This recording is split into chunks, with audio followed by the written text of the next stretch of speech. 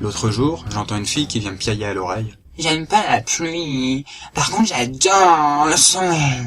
T'as déjà entendu cette phrase? Peut-être même que t'as déjà prononcé cette phrase. Si c'est le cas, sans t'en rendre compte, tu vois, t'es tombé dans le piège le plus infâme et le plus fourbeux qui soit. Croire que la pièce de monnaie n'a qu'une seule face.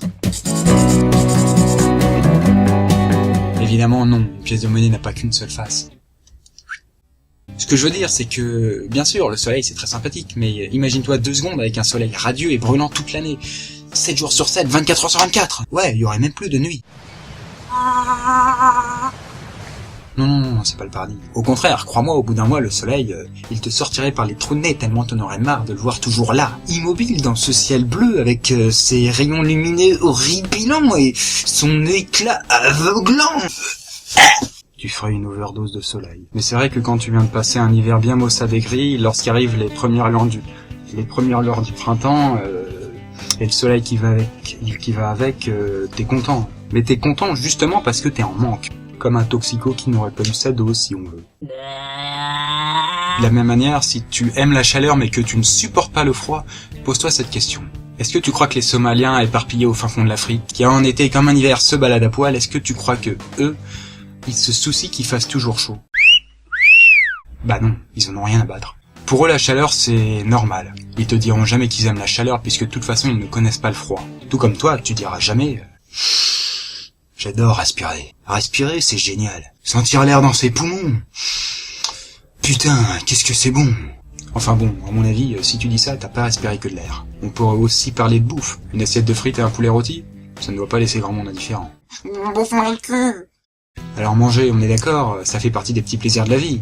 Mais on passe pas que notre temps à ça. En tout cas, j'espère pour toi, parce que sinon j'imagine pas trop à quoi tu dois ressembler. Faut juste savoir que quand tu manges, tu prends d'autant plus de plaisir que tu t'es abstenu de te goinfrer depuis un moment.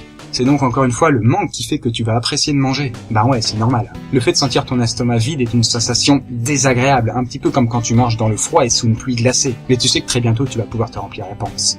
Alors tu salives. Bah, pour la pluie c'est pareil. Imagine-toi rentrer au sec et au chaud, t'installer contre un radiateur brûlant et puis te laisser décompresser quelques instants. Laisser ton corps se réchauffer lentement. C'est exquis comme sensation. Justement, cette sensation, t'aurais pas pu l'avoir si c'est par exemple doux et chaud dehors. Il y aura aussi beaucoup à dire sur la beauté et la laideur. Bon, c'est pas tout à fait pareil, mais en psychologie, quand tu te compares à une personne plus moche que toi pour te regonfler le moral, on appelle ça une comparaison descendante. Prenons une personne au hasard avec un physique ordinaire. What's the dream?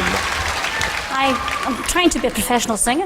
Avec un physique. Si un jour t'es pas trop en forme et que tu trouves que tu ressembles à une chaussette, suffit que tu regardes cet individu de classe femelle pour que tu te sentes déjà mieux, simplement en te disant dans ta tête « Ah ouais, quand même, c'est un sacré morceau celle-là ». D'ailleurs, je pense que c'est ce qu'a dû se dire cette fille dans le public.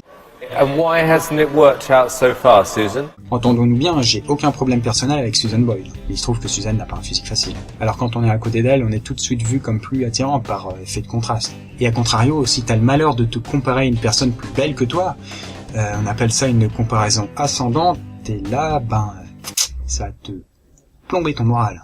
Non, pas elle, pas elle. Elle, non. Non, pas elle, non.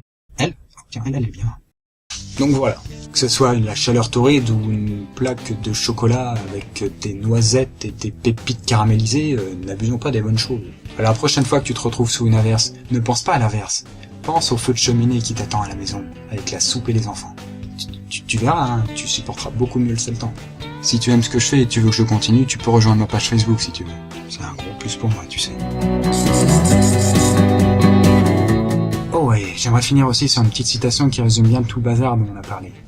On réalise l'attachement qu'on porte à une chose ou une personne qu'à l'instant où on risque de la perdre.